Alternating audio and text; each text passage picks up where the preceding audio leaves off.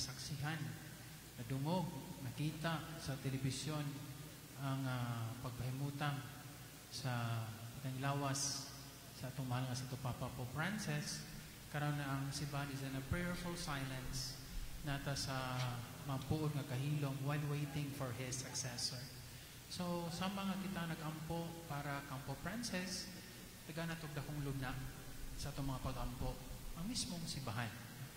Mingon ka Ginoo, nagigiusama sa tibok sa simbahan, pag-ampo para sa musunod nga mahimo namong Santo Papa. So, tagay nagluna ha. Nga tayo pag-ampo para sa ato mismong simbahan. Labi na kay hapit na mahitabo ka na mong pagpili sa musunod kang Pope Francis. Kung si kinsa man, kinibunga sa atong hiniusa nga pag-ampo. Kung si kinsa man, na makaingon kita kapubuton sa Dios. This is where the church comes together in prayer kay nag-ampo ta para sa simbahan. O mabitaw ta moingon ta sa simbahan nga ang pinaka-first na itong Santo Papa si Saint Peter. Yan natay successors.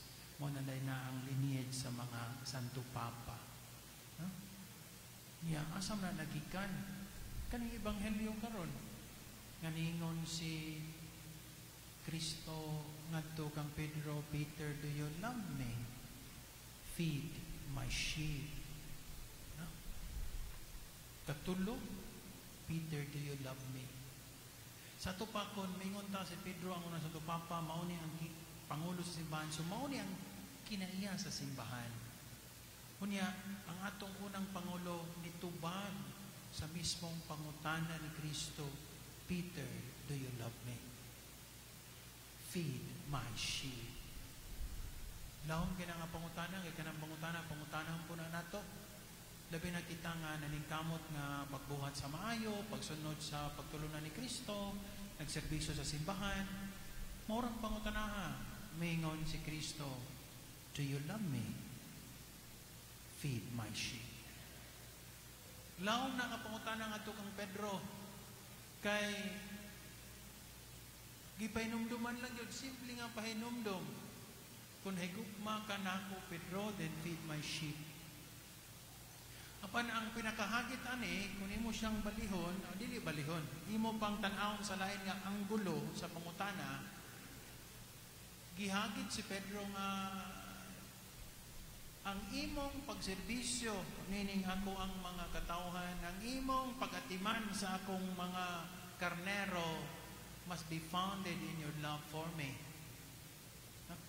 Nga kini di ay magsukad sa gugma sa Dios. Ang tinuod nga pagserbisyo sa katawhan. Wa man gud moingon si Kristo, Peter, do you love my sheep? Feed them. Wa man mana. Yana di ay nang nahigugma pa sa mga karnero. Timana sila, lawgi kay nahigugma man kanila. Wa klaro kaayo ang kang Kristo, do you love me, Peter? Feed my sheep. Ato ning tanawon ha, kay basin usahay malipat taani ba? Sa itong pagpaningkamot, sakop ta nining simbahan nga matuon, unya, maningkamot ta sa pagservisyo, naghantag ka ng gisudlan, liminister, kolektora, lector, cantor of the psalm choir, naghan kayo, pari, Madre, si WL. Ato siguro tanawon kay ang pangutana ng Kristo, do you love me? Then do all this. Kaya usahay kung lain ang basihanan ani, ulahin ang gisukaran ani, munang mawagtangan daw sa kadasig. No? Sa atong pagpaningkamot sa pagbuhat o matarong. Kung atong pagsunod sa simbahan, ang atong gibasihan kay ang kagwapos pari. Karon kay magbinalhin na bang mga pari, usahaw na lang ni. So, mubakason sa mga kaniyot. Gibalhin naman si Museo Jim Guri, uy, mingaw naman ko.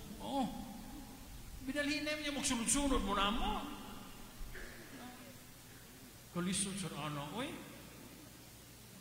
Lalain naman may gida nga mga pundok as spiritual companion. ang ganing si WL, ang ganda nila si Monsieur Jim.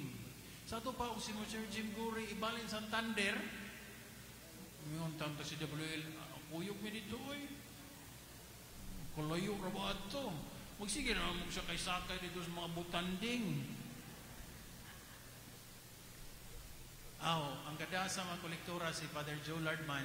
Si Father Joe Lard kay naaman siya ay trabaho sa diocese. So, dili kaya ato layo ni Father Joe Lard. Ato siguro ni sa Mabulo. Sa ato pa, kaning mga kolektora, musakar ni Upur El Rane. Mangulikta dire, mangulikta mo sa Mabulo. Mga kolektora, mabisi niya mo dito panahon og tarpulin. No. Bitaw.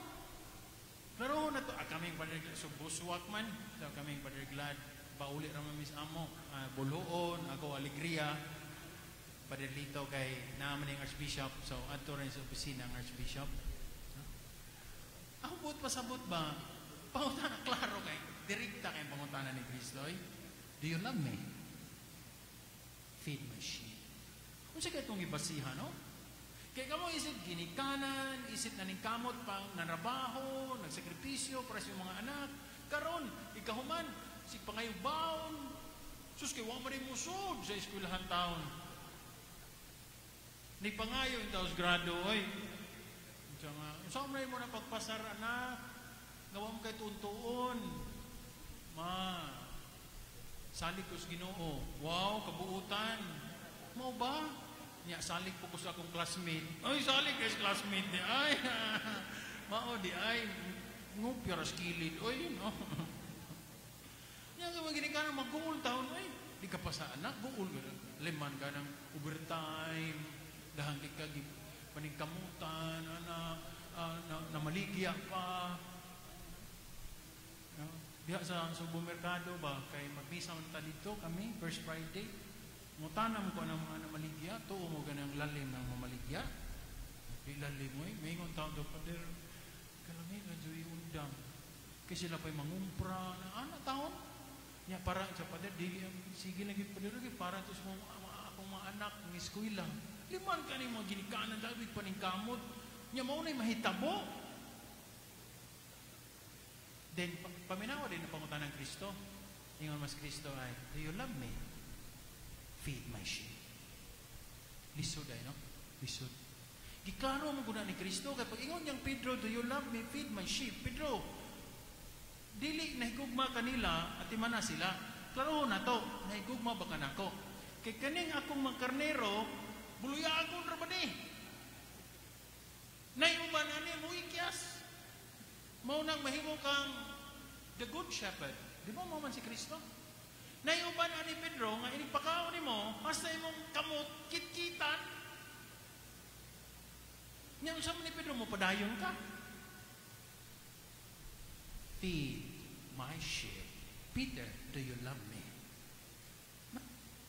Bisod na oy. Bisod. Ningkamot ka ingana, ningkamot ang kahimog maayo, ningkamot ka pagbuhat og matarong. Sa pa, maningkamot ka sa pagkamaayo, sa imo isig katao, nya human, libakon lang gihapon ka. Mas lami mo kuning libak, oy. No? Ya ikaw hilak na lang yung kagan sa mga taon. Hindi mo ma-explain sa tanan. Ma-explain mo to sa tagsa. Nga mo ni tinood na hitabo, mo ni nahitabo. Mo nang may ulang tanga, Ginoo rin na sayon. Ana lang yun. Mo na tinuod nga pag-ingon, do you love me? Ha? Sa among kinabuhi sa pagkapari, ako 20 na mo katuig sa pagkapari. Ako lang, bila ko mahisgot kang niyor, no? Bila na ako katuig yaha, no? So, kanang ang kasinatian, lisod, oy, no? Nakamigo, nasa kay kontra gamay, no? Nga na. Na ay mudahig ni mo, mas dagan ang ulibak. No? So, yan, mas dagan ang ulibak, oy. Ano man ang tanawa kung sa'yo mo trending sa social media, di ba? Ang daghang bashers, ang daghang bagong likes, ang mo trending, bashers, ganahan kayo itong ngaway, gantang libak, ano man? Apa na pumunta na, balik ko na go, do you love me, Peter? Do you love me? It's about Him. It's not about them. It's about Him. So ato nang tanaw na. Kay kita nga nasimbahan, kita nga mathuon, mao ginay pinakapangutana, do you love me? Sa iyong pagaginikanan, sa pagpaningkamot, sa mga nagtrabaho, mga anak, naningkamot po para silang ginikanan, usahay kapoy na. Usahay kasurindiro na ta. Kanang mingon usahay nga na, bag umaron ang mga kanibang mga ministers na nila project, naghilog sa mga masakiton, ilamang gida, mga pari, niya magapangutana, bitaw ka usahay sa mga anak, bitaw, muhila ko but di na ako kaya. Okay, kanito, matiguang na po kayo mga mubalik muntas kabuluyagon. Mingon ko nga, boss, bawasan kaysa ikaw ang bata ko po sa una, pataka rakag pangihi, sa asa, nga mamukaw po kagadlaw, kay mukaon. Wala susutong oras, karon bawas, ang ginikanan na san. Muhilak lagi, kaning uban. Pader, kalisod na yun. Mingon na po ko, dan, inang Ginoo. No, lisod no. Lisod. Lisod ko na itong basihan tawhanon nga kahimtang. O tawhanon nga kinaiya lang. O tawhanon lang nga kanindot. Lisod ay. Mo nang klaro kay nga Kristo ay. Kumbalikon, klaro kayo. Paminawa ko na kang Kristong pangutana kang Pedro kay mao na yung pangutana nato. Do you love me? Continue to be good if you love me. Do you love me? Bahalag gipasakitan ka, bahalag gilibak ka, bahalag gidaot ka, but do you love me? Then do good if you love me. Continue to serve the church if you love me. To continue to be good parents if you love me. Do you love me? Ato nang tubago nga pangutanan ng panahon sa Pasko sa pagkabanhaw, Easter. Kay dili lalim mga itong kinabuhi. Mo na nga dili sayo ng pag-ingon ni Kristo kang Pedro, Peter, do you love me? Mo na nga dili lang kausa, katulo niya ipangutana, do you love me, Peter? Feed my sheep. Diba, nanagat mga disipulo nas Galilea?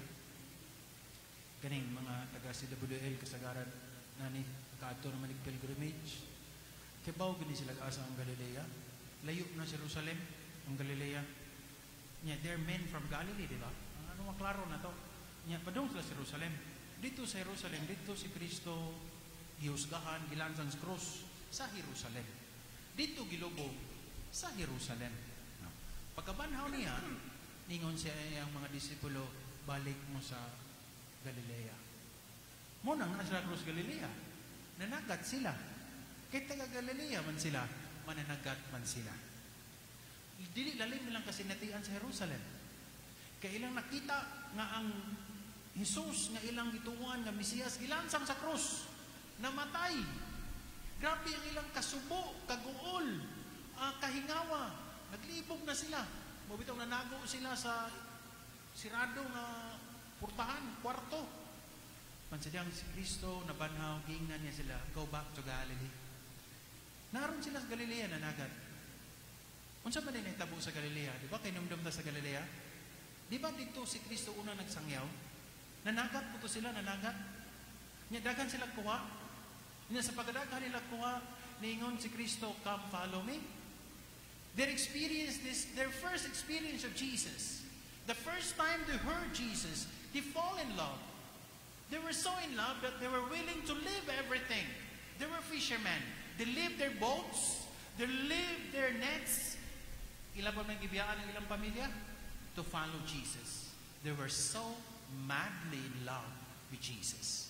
They were willing to leave everything. Upon Jerusalem, they feel cheated, defeated, down, because Christ died on the cross. Muna nga, unang mensahe sa pagkabanaw is, see you in Galilee. Kaya ngadto sa Galilea, nanagat na po sila. It's go back to the same cycle. Og niingon si Kristo kang Pedro, do you love me? Aron pagpahinomdom, remember, the first time you saw me, the first time you heard me speak, The first time you witnesses my good deeds, the miracles, the first time you fall in love and you leave everything to follow me. My friends, na mga panahon sa itong kinabuhi nga dili lalim. Na mga panahon sa kinabuhi nga ang Diyos ilansang sa krus. At doon ay mga panahon sa itong kinabuhi nga ang Diyos namatay. At doon ay mga kasakit sa itong kinabuhi nga ang Diyos murag wa diha ug wa maminaw. Apan si Kristo mingon kanato, go back to Galilee. Remember those times you fall in love. Ug andam kang mubiya sa tanan because you're madly in love with me. Mao na nga ang pangutanan niya ni Pedro ug pangutanan niya nato, do you love me?